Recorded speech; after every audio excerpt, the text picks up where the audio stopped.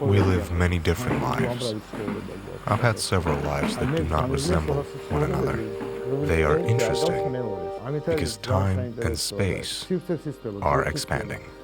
The only thing that remains constant is the individual. A human being doesn't change. You just get to know yourself better and start wanting to overcome obstacles. I think art should please people and make them consider many things. I wouldn't say that art can change a person. If one participates in creating art on a serious level, of course, this changes that person's way of living. But the person remains the same. I can't imagine my life without art. That would mean being deprived of immense pleasure, like living a life without love. Sometimes people don't fall in love throughout their entire lifetime. This is a great loss. It's your life, your performance. When you find yourself in a state of readiness, this means that you are working. It doesn't matter whether or not you are painting. Whenever you are ready, you can notice and discover things and subjects that others don't see. My first important exhibition took place in Karvasla. This was the 10th floor group show. It was significant because this was a very special period that enriched me a lot. Everything was shifted to the background, opening up a whole new universe.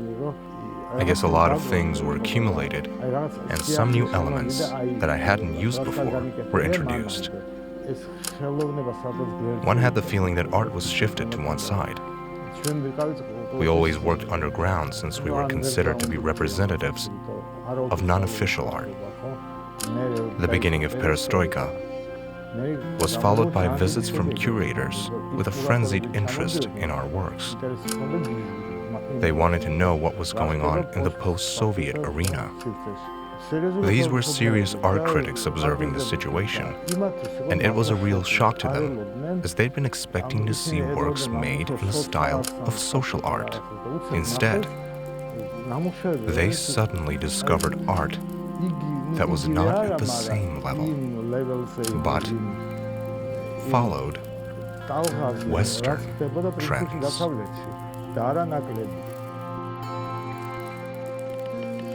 Personally, I have never been in this kind of forest. The painting is based on my feelings. But I think that even if I had visited such a forest, the image would remain the same. I painted the bird trees and snow from my imagination. Years later, I painted another similar work, but the first one is more realistic. I wanted to organize a show of paintings of dwarfs. I liked the image of a small, tragic person. I already had enough works to organize the exhibition, but in my opinion, something was missing. I decided to paint a queen, a girl in a dress. I dressed the first queen in golden garments and named her Infanta. It was an homage to Velázquez, my favorite painter. I painted my first Infanta for this show. I didn't intend to paint more of them. However, I later thought of transforming the image into a triptych. One image is dressed in black and another in silver. These are large-scale paintings. After having made 3 of them, I stopped. 90% of my work is based on intuition. One needs to trust one's intuition and taste, 2 things that are not taught.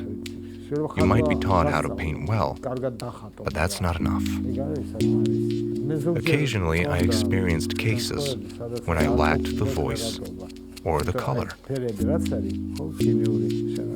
Suddenly, the chemical ingredients of the pigments were not sufficient. The previous exhibition of postcards was produced on the verge, since these colors were not available.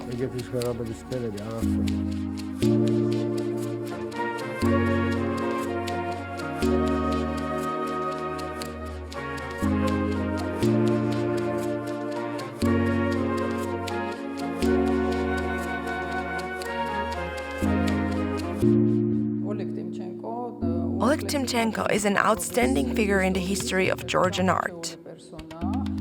He experiments with many different media, but his identity is always clearly present, be it a performance, an action, or anything else.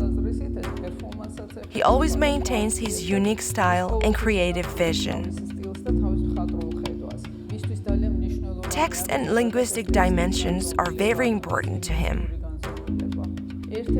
In my opinion, one of the best series is his small-scale sketches of the old city. These paintings include depictions of the old district of Tbilisi that differ significantly from stereotypical views.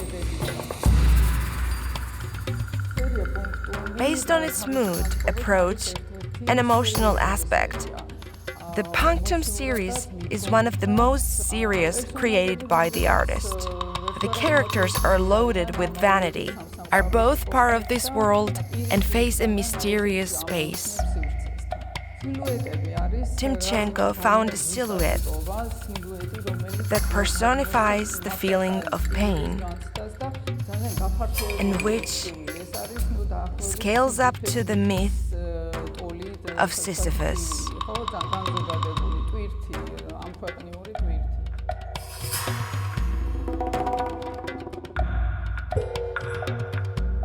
The exhibition is titled Punctum, the Latin for point.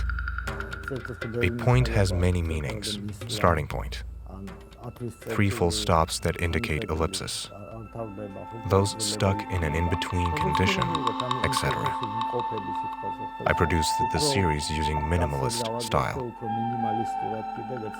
I decided to use few colors in order to show the pain one feels when on the verge, without knowledge of what's coming next.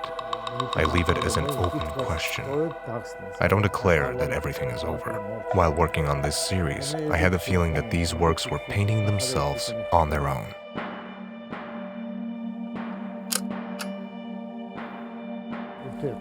My relationship with gallerists. I took a different view of my gallerists. They are very pleasant, beautiful women, with only one man among them, Archil Darchia, who also happens to be my closest friend. I wanted to show them in very private settings, not as gallerists, but as female nudes, placed in situations where they feel comfortable.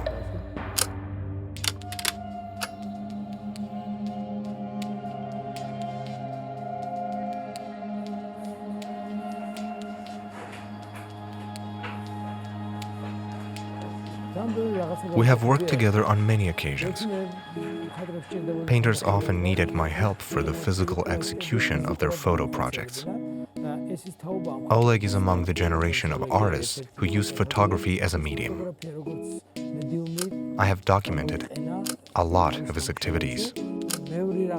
For example, his action at the market, where he exhibited his works, intending to sell them and bring them closer to the public.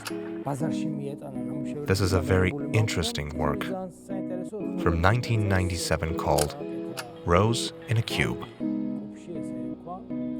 Oleg placed a rose in a concrete box, which was later exhibited as a postmodernist sculpture in Alexander's garden.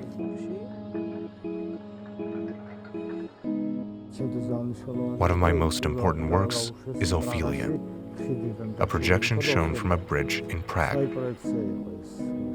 It was a slide projection. I showed an 8 by 3 meter projection of Ophelia surrounded by flowers on the surface of the river at night.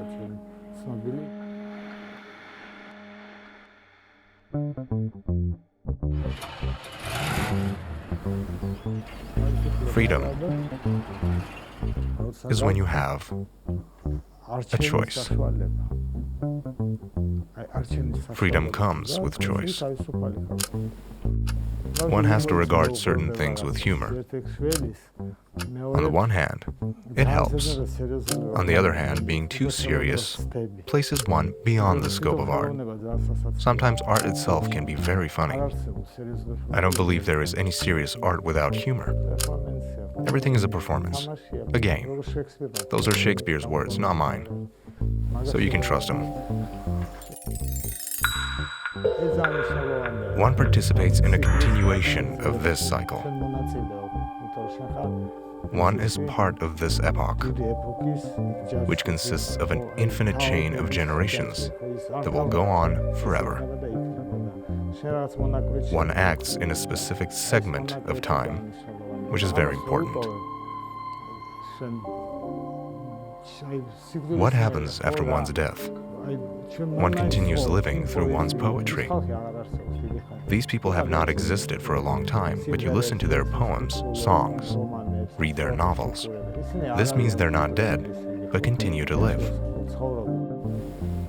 I think I will develop an understanding of what I have to say a little later. On the other hand, have I said anything at all?